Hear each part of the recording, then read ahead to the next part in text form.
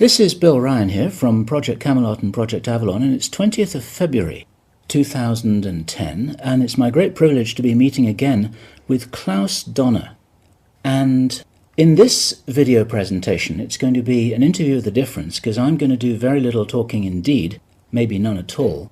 And Klaus is going to be doing an audio commentary on one of his extremely special, unusual and fascinating slideshows about the artifacts and the various phenomena that he has been researching, discovering, investigating personally all over the world, relating to what I think you could legitimately call the hidden history of the human race. Would you say that that's a good summary, Klaus? That's a very good summary, yes.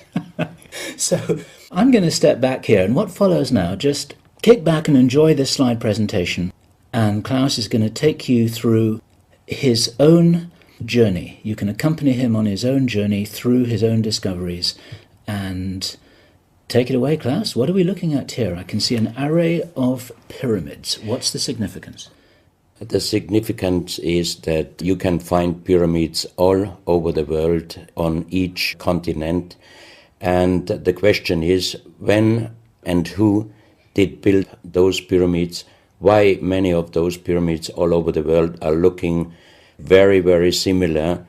Another question is, did there really exist a global civilization? And I think many of our researchers are really telling us that once upon a long time a global civilization existed. But how many thousands of years ago, we don't know.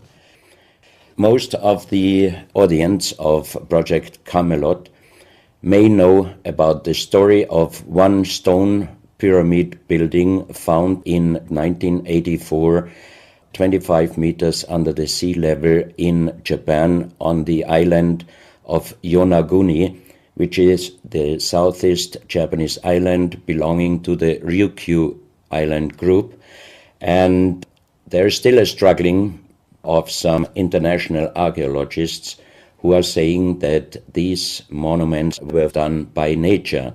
But my friend Professor Masaaki Kimura did several years since then researches not only on this monument, but also he found several others close by. On the right side down you have a model, and one thing nature is definitely not doing on top of two platforms of this monument. There is one huge stone turtle and one huge stone bird like an eagle.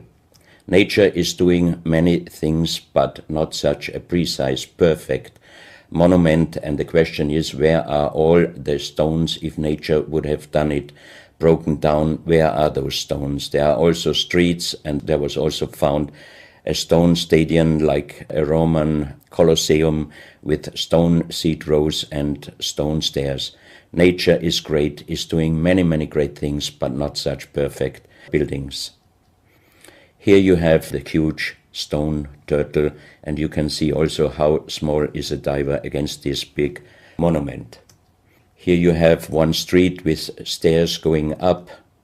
Here again a very close-up picture just to recognize the size of this huge monument. Here you can see some world maps. On the top, on the right side, you can see the Piramids map, which was used already long time before Christopher Columbus came to America. And you can see how perfect this map was already in the beginning of the 16th century, showing part of Europe, of Spain, Portugal, part of Western Africa, and also part of South America. We do not know until now who was able to make such a perfect map already centuries ago. And on the rest of the Piramids map, which we do not show on this picture, you can also see the Antarctic without ice. In 1956, researchers found out that the Earth under the ice mass at the Antarctic is exactly like the Piramids map was showing. So this Piramids map should be at least older than 10 to 12,000 years. But the next question would be, who was able to make such a wonderful world map?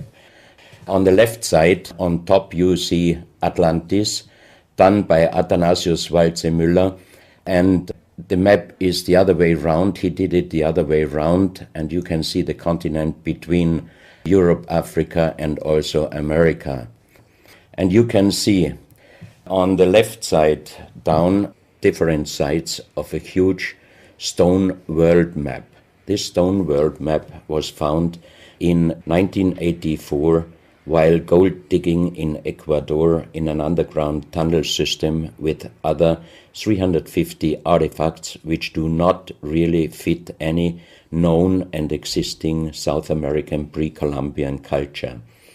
On this stone map is a natural quartz line, a white one, and this is the front side of the world stone map, and you can see approximately in the Near East, close to Saudi Arabia, you can see an inlay as an eye.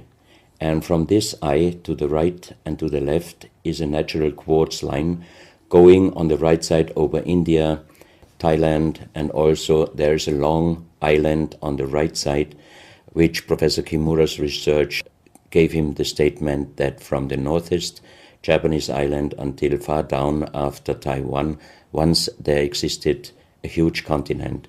But then this world map must be older than at least 10 to 12,000 years. And here is the back side, and you can see on the right side coming the quartz line passing in the Atlantic, a continent, Atlantis, which in our days does not exist anymore.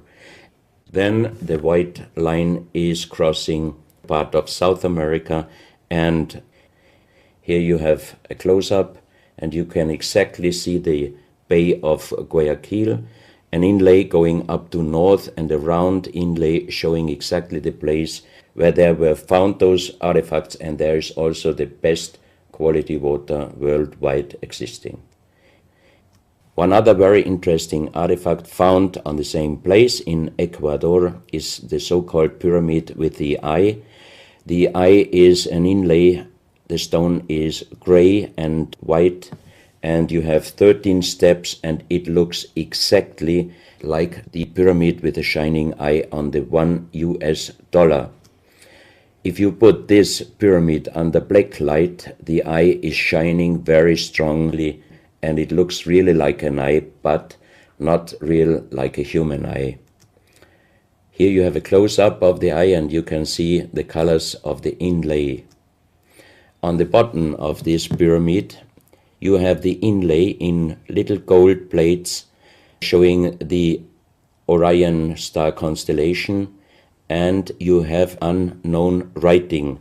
The translation of Professor Kurt Schildmann, who was the president of the German Linguistic Association, and he was perfect in more than 40 languages. He was able to translate this writing. He called it pre-Sanskrit because it is older than the oldest writing. And the translation of these 4 letters you can see here, his translation is "the Son of the Creator comes."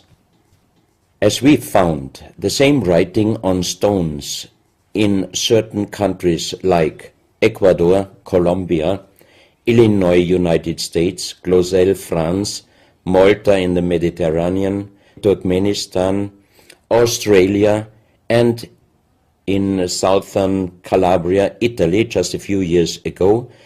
Always there are stones and ceramics, terracotta, with the same writing. That means this writing existed once worldwide, and that means there must have been a global civilization older than Sanskrit, older than 6,000 years. And Professor Schildmann also told me that this writing has a little similarity to the Indus writing and also to the Easter Island writing. And as he said, this is older than Sanskrit. He called this writing pre-Sanskrit. On this stone, you can see on the top the 2 eyes, and then you see the right hand holding the pyramid and putting the left hand on top of the pyramid. That means showing how to use this pyramid with the eye. On this stone you can see an encarving, sitting a man on a stone, holding the pyramid exactly as it was shown on the artifact before. From his eyes are going rays out, and on the right side you see two bowed persons. On his head he has something like a small helmet, and from this helmet goes up like an antenna to a strange object over him.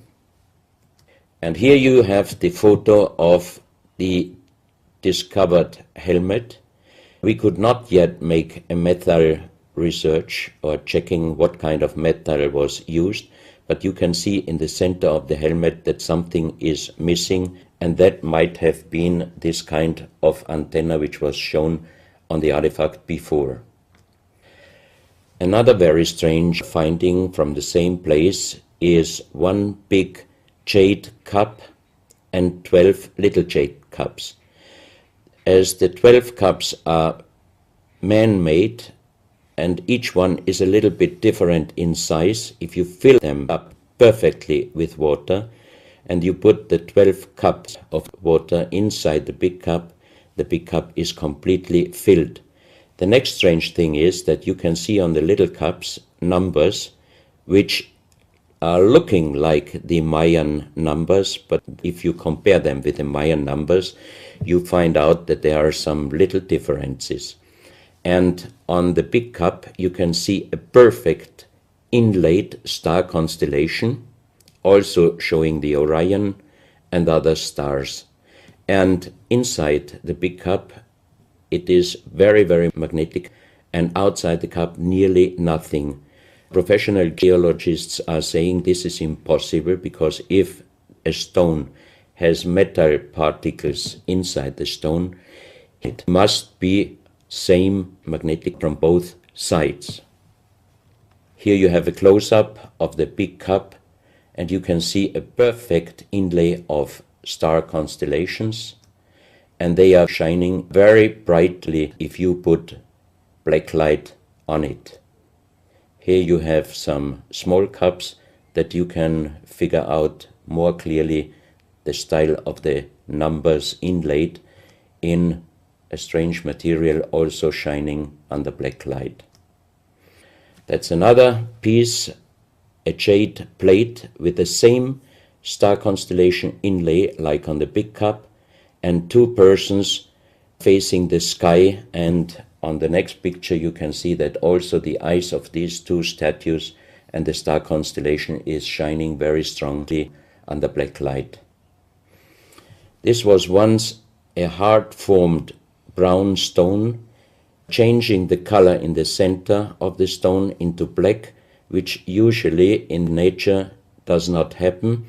And you can see, if you look very close, you can see a face with closed eyes, with a mouth, the nose, a long beard and long hair. On the left side, the face and also the stone is broken. This is the reverse side of this stone. You can see a spiral and a triangle. The center of the triangle is very magnetic, also shining under black light. Here we have the backside of a cobra. The cobra never existed in South America, but this one was found at the same place. On this side of the cobra head you have 33 lines, inlines. So 33 is also a very mystical number since long time. And on the left side and right side you have 7 points inlaid, and maybe these are the chakras. Also this cobra head is shining brightly if you put black light on it. Another object here, you have a perfect worked dolphin head, and also this artifact is shining under black light. Here you have a kind of stone helmet. You can put this granite stone helmet on your shoulders, or you can lay your head inside it, and the inlay points which you see on this helmet, some experts told me that these points are exactly the acupuncture points on the human head.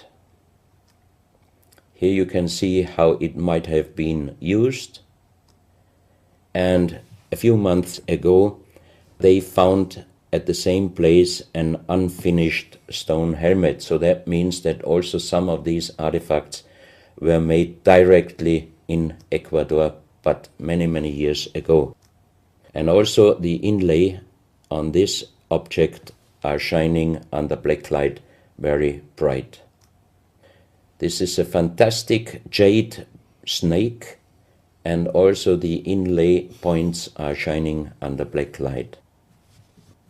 Here we have one artifact which is very perfectly carved on the back side, so that means it might have been used to put this artifact on the front of your forehead. You can see the two eyes inlaid, and on the reverse side you have the so-called third eye. Maybe this artifact was used for some ceremonies or for meditation. Here we have a jade plate with an inlay of a spiral, also shining brightly under black light. Another one, you can see 7 rings inlaid in the jade plate and also shining under black light. Maybe this also could be a presentation of the 7 chakras. Here is one of the ceramics found there. It's a great masterpiece, and the question is, how can you make this artifact out of one piece of ceramic? Here we have another pyramidal stone found also in Ecuador. On top you see the pyramid with the eye, and you have down several spirals and symbols. Some of them are very similar to the churchward Nakal plates, which he found 1880 in India, and the translation was talking about the sunken continent of Mu. This is a marble with another inlay of a spiral, also shining very brightly under black light. Another stone in a pyramidal form with an inlay of an eye. Here you can see again the pyramid with the eye, and on the bottom you see the Orion star constellation, the 3 Orion stars, which might focus us to the 3 pyramids in Egypt. Here you have a ceramic statue. You can see the style of sitting is not real pre-Columbian style. It looks like the lotus seat from Asia. On top of this statue you have a head with some points, and it looks quite similar to many of the Buddha presentations. He holds a snake in his mouth.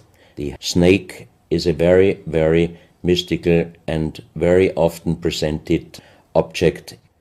So that means this statue is not from any existing or known pre-Columbian culture. Even the next one, you can see that how this statue is sitting, it looks more the direction of Asia. On top of his head, again a very strange head, and in the center you can see like the head of a frog. Also the frog is a very mystical animal in old South American pre-Columbian culture, but also in Africa and also in Asia. Here another ceramic statue holding a kind of plate in his left hand, and it looks also not really pre-Columbian culture. This is another very strange artifact holding a stick with a snake.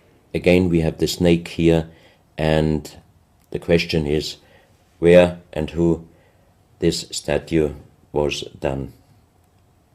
This is a photo of the Altiplano in Bolivia.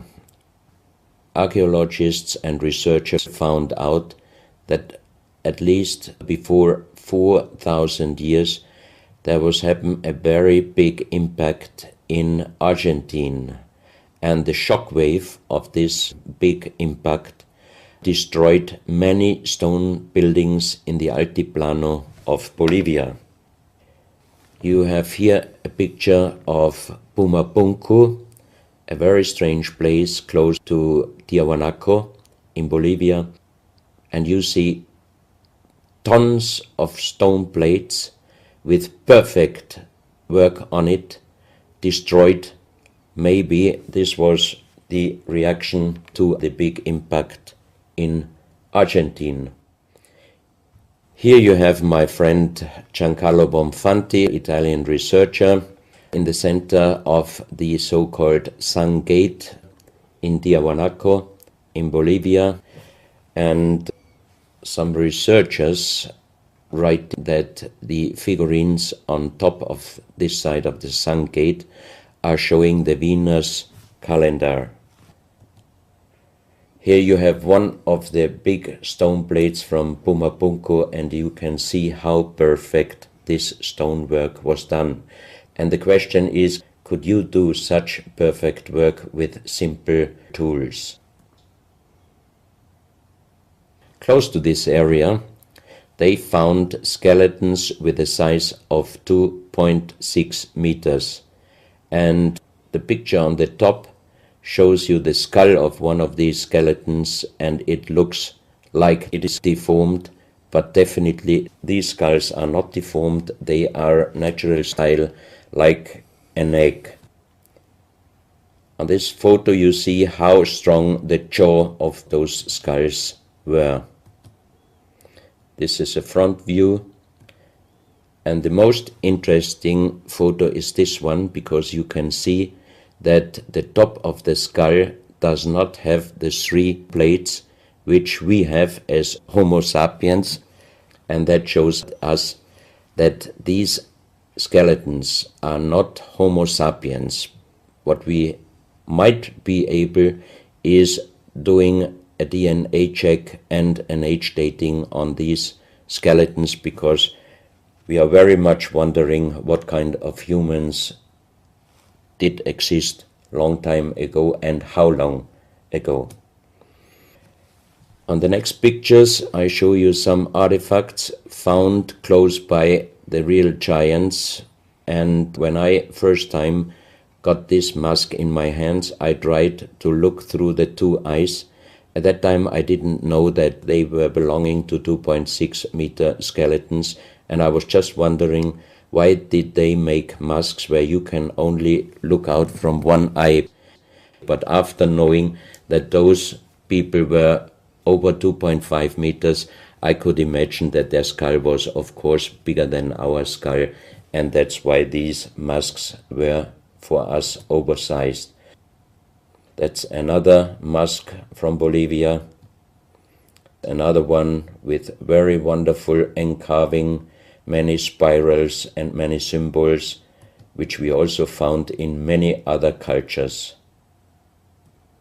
This is a very heavy stone figurine, and again here you can see on the top the head of a snake going down on his backside. This is the reverse side. You can see again the snake. So that means the snake must have been a very, very important animal in the past of our history.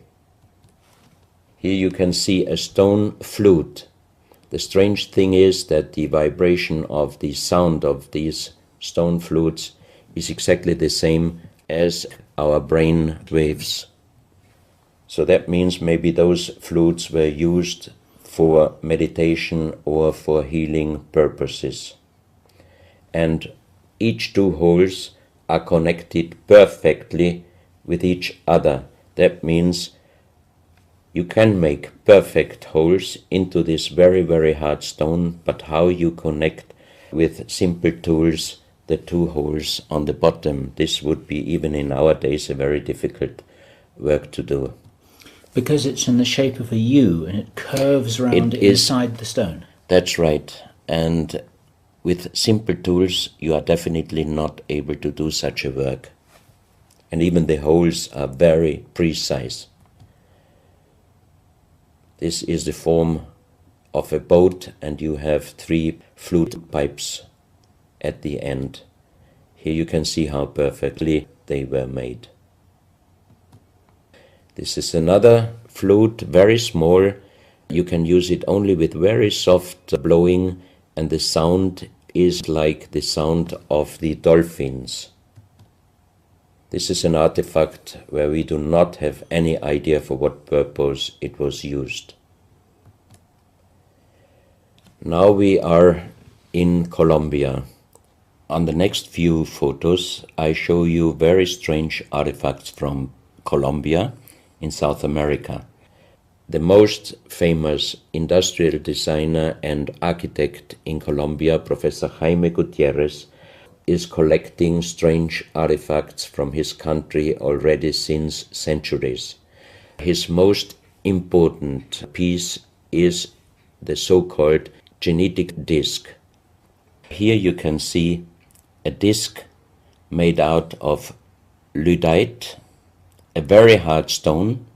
It's nearly the same hardness as granite, but the structure of lyddite is like leaves, so it would be quite impossible to make the same disc in our days out of the same material. The diameter of this disc, we call it the genetic disc, is about 27 centimeters. And on this disc you have several things presented which usually you can only see with a microscope. For example, on the left side, around 11 o'clock, you can see one egg, human egg, without, and another with spermia. On the right side, at approximately 1 o'clock, you can see some spermias, and then you have several very strange presentations which we could not explain. But here on the left side you have a microscopic photo from the inside of a lady done by a Swedish photographer, and you can see that the egg without and with spermia looks exactly like the presentation on this genetic disc. On the reverse side you have on top several presentations of fetus in different size, different age, ending up with looks like a little child. You see also at the end of the plate around 6 o'clock female and male, and also on the right side around 9 o'clock you can see the presentation of man, woman and child. But the strange thing is how they present those human-like heads. Here you can see a knife done by the same material, lyddite. On top of the knife, on the handle, you have mother's head. Beyond you have the child's head, and the umbilical cord is going around the neck of the child. So that means this knife would have been used to cut the umbilical cord, saving the child's life. This is a close-up mother, child and umbilical cord. This is an instrument. It might have been used for helping the child coming out, leaving the mother, when there were some complications. And it is also made out of the same material, lyddite. You have here the vagina and the child's head coming out, and on the reverse side you can put only your thumb inside.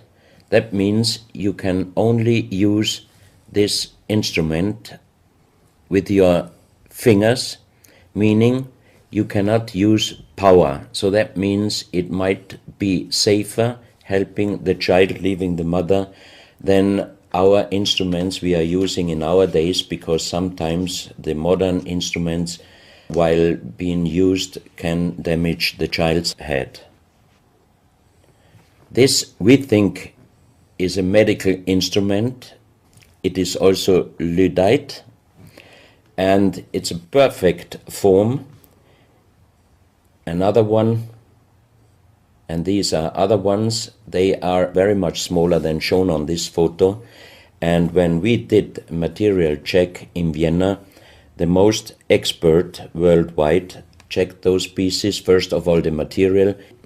Each one is done with lyddite, and the form itself, he checked them, and finally he said, I cannot tell you how they were done, who did they make, but the only thing I can definitely tell you, from the same material in our days, we cannot make the same instruments. So how old they are, we do not know, but as they were found in Colombia, and they do not fit any existing pre-Columbian culture, we must consider that those artifacts are at least older than 6,000 years. But we cannot explain what kind of technology they did use to be able to make such instruments and such tools made with lyddite. You can see each piece fits exactly every kind of hand, never mind how big the size of the hand was. Each instrument, each tool fits exactly each hand which was using those instruments. This face looks a little bit like the Maui, the big stone statues from Easter Island. Here you have a close-up. This, in joking, I call it the dentist chair. Perfectly done, but again, same material, lyddite. And the strange question is, why, if they could make such perfect figurines out of this very difficult material, why did they show the human face always with big round eyes and a little nose and a big mouth? There is no real explanation possible. This is again one piece from Colombia, lyddite. On the front side you see the mother holding the baby, and on the back side you see the man with armors, most probably for hunting. This stone figurine was found in Colombia. It looks exactly like the Maui statues from Easter Islands, but it is only about 30 centimeters in size. This is another masterpiece of stonework. You have on both sides presented one bird, but if you look at the front side, you can see that the two birds presenting a face, and on the left side, between the bird's head and the wings, you see again this unknown writing which we found on stones from all over the world. This is the mother holding a child, very strange face, and it's a kind of jade material. This is another stone from Colombia showing an armadillo. On top of the armadillo you can see a strange face with long ear and two horns on top. On this artifact you can see a smiling face on top.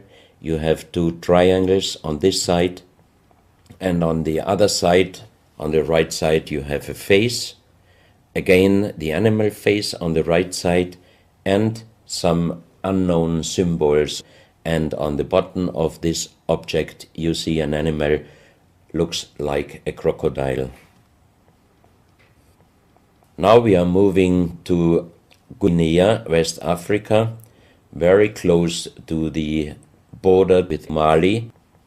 They found on a huge granite mountain the half portrait of a lady done in granite stone, and the size of this statue from top of the head until the middle of the torso is exactly 150 meters. So this is a real big question. who might have been able to do such a huge granite half-portrait in a mountain at least 10 to 12,000 years ago, because the Italian geologist Professor Pittoni was on the spot. He did these photos and he checked the earth on the bottom of this mountain, and his calculation was that this stone monument must have been done at least 10 to 12,000 years ago. But then we have the real big question: who could have been able to do such a big stone monument? Even in our days, it would be impossible, or at least it would cost so much money that it would never be able to do. And if you look at the close-up of the face, some experts told me that this face definitely is not European, but also, of course, not Black African. It must be either South American or Asian culture. But then again, we are at the point 10 to 12,000 years ago. It might be the civilization, the lost civilization from Atlantis. Close to this area in Sierra Leone, Professor Pittoni was in charge of diamond excavations. And as he heard in this area a legend about Allah was angry with some angels, and he put them into stone and throw them to the earth. He put the sky, also made it into stone and throw it to the earth, and he put the stars and throw them to the earth. The legend says that the sky you can see on this stone, they call them sky stones, sky blue stones found in this area under the earth. And we did research in Vienna. This is definitely artificial stone. It's not a natural stone, and all the material could be found, but the only thing they could not inform us is what kind of color did they use to get this real sky blue color. The stone figurines found from 20 meters down to even 50 meters. Professor Pittoni always took some organic material from the finding place, and the age dating of those stone artifacts are from 2,500 years up to the oldest one, 17,000 years. Here you have a granite stone, so-called nomoli, stone nomoli, with very nice encarving. Here you have a man sitting on an elephant. As there are also the legends of giants all over Africa, you know how big is an elephant. It's a wonderful stonework. It's very hard and very heavy. There are also some artifacts showing half human or human with the head of a reptile, holding a kind of pot in their hand, and they could put something inside this pot, and also on top of several nomolis there is a hole for putting something inside, and most probably they were used for ceremonies. Here you have a kind of animal. It looks like a dinosaur, and when Professor Pittoni found this statue, it was making a strange noise. So he opened the statue, and they found inside the small black ball you can see on the bottom of the statue, and this was iron material. When we did the research on this artifact, and especially on this metal ball, next morning the professor called me and told me that somebody must have done a bad joke to me. I asked why, because the result of the research was this metal material is chrome steel, and chrome steel was found first time at the beginning of the 20th century in Austria. That means it was impossible inside a statue with the age of approximately 17,000 years. But when I called immediately Professor Pittoni, he was laughing and he said, "I'm a geologist. if a statue is making a strange sound, I do not open it just right away, but I did several X-rays, and you can see here on the right picture one of the X-ray photos, and you see that inside the closed statue already the round ball, the chrome steel ball, was existing. On this X-ray photo you can see exactly, and also Professor Pitoni saw, that this statue in former days already was opened but perfectly closed again, and he called a specialist who opened it exactly concerning this photo, the small stone ball which was closing the hole inside, and you can see that the metal ball was already existing. Some of you might have watched several pictures, photos on the internet of giant skeletons found in desert, in India, in China and other places. Most of those photos were competition photos to present Photoshop. Perfectly done. I also was quite impressed when I received first time one of those photos, but these photos I'm showing you now, they are definitely not coming out from a Photoshop competition. These photos are real skulls and skeletons. This skull was found in a tunnel system underground in Colombia. The skull is dated up to 11,000 years. The skull is bigger than normal skull, and the front teeth of the jaw are lined up in a different way than our teeth. Something that occurs to me here is that there's a very strong, pronounced jaw. It's a very prominent jawline, very prominent chin. And here you see a photograph that was shown to us by a Project Camelot insider. Now, this isn't a real photograph. This is a scene from the old Arnold Schwarzenegger movie Conan the Barbarian. And what you're seeing here is a special effect on the actor James Earl Jones. The critical thing here is the shape of the jawline. Our witness, who had spent time with the Anunnaki in real time, in the present day, said that one of the things that characterizes them, besides their size, which he says was 8 or 9 feet tall, he said they're very large and they're very strong and they look larger than that, but that's round about their height, which matches exactly the 2.6 meters that Klaus has been talking about. He said it's a very prominent, strong jawline, and this is what strikes me about these skeletons, these skulls here that we're looking at right now. Didn't know. No, you need to know this. Back to Klaus. So once again, here you have a very old photo done in a museum in La Valletta in Malta, and it shows several long skulls, and the explanation is deformed skulls, but they are very long, going to the back. This is one of several very, very strange skulls.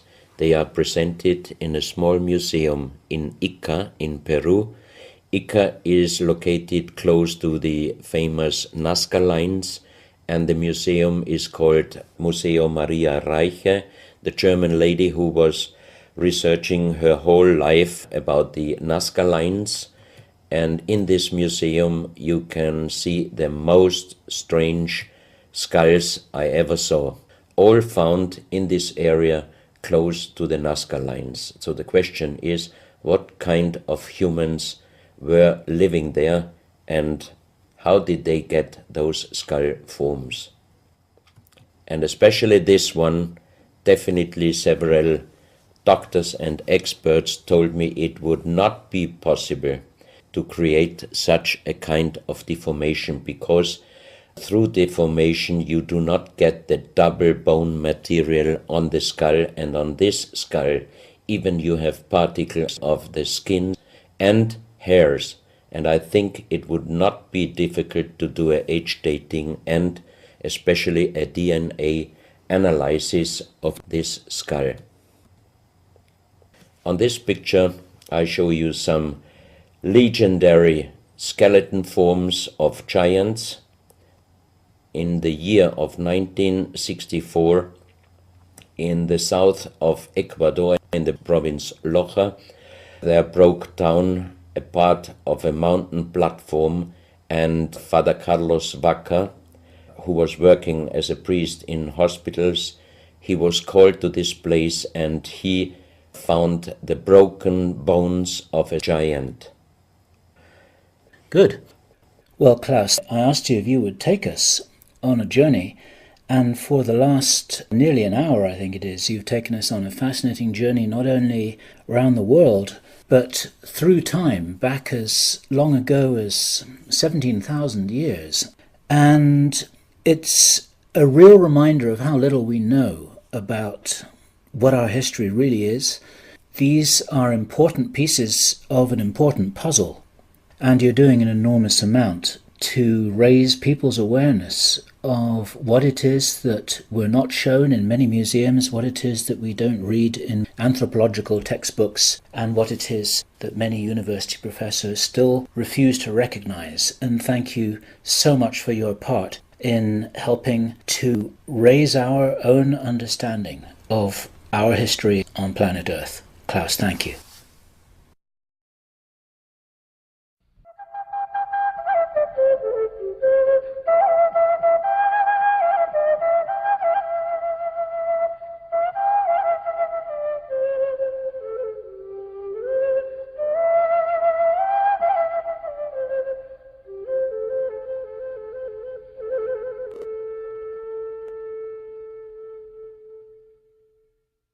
How many thousands of years ago, we don't know.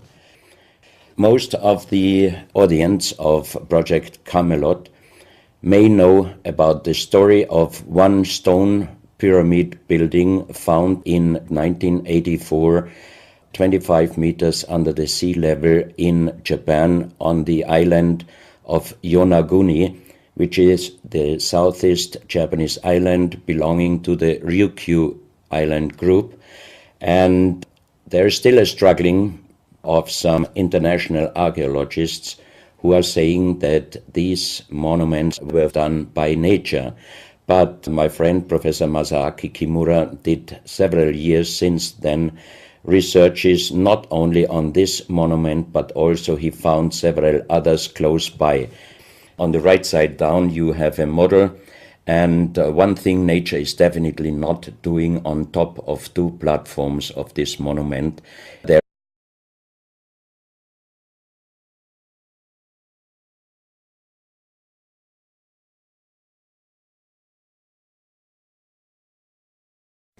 This is Bill Ryan here from Project Camelot and Project Avalon, and it's 20th of February 2010, and it's my great privilege to be meeting again with Klaus Dona. And in this video presentation, it's going to be an interview of the difference, because I'm going to do very little talking indeed, maybe none at all. And Klaus is going to be doing an audio commentary on one of his extremely special, unusual, and fascinating slideshows about the artifacts and the various phenomena that he has been researching, discovering, investigating personally all over the world, relating to what I think you could legitimately call the hidden history of the human race. Would you say that that's a good summary, Klaus? That's a very good summary, yes. So I'm going to step back here, and what follows now, just kick back and enjoy this slide presentation, and Klaus is going to take you through his own journey. You can accompany him on his own journey through his own discoveries. And take it away, Klaus. What are we looking at here? I can see an array of pyramids. What's the significance? The significance is that you can find pyramids all over the world on each continent. And the question is, when and who did build those pyramids? Why many of those pyramids all over the world are looking very, very similar? Another question is, did there really exist a global civilization? And I think many of our researches are really telling us that once upon a long time a global civilization existed. But there is one huge stone turtle and one huge stone bird like an eagle. Nature is doing many things, but not such a precise, perfect monument. And the question is, where are all the stones? If nature would have done it, broken down, where are those stones? There are also streets, and there was also found a stone stadium like a Roman Colosseum with stone seat rows and stone stairs. Nature is great, is doing many, many great things, but not such perfect buildings. Here you have the huge stone turtle, and you can see also how small is a diver against this big monument. Here you have one street with stairs going up.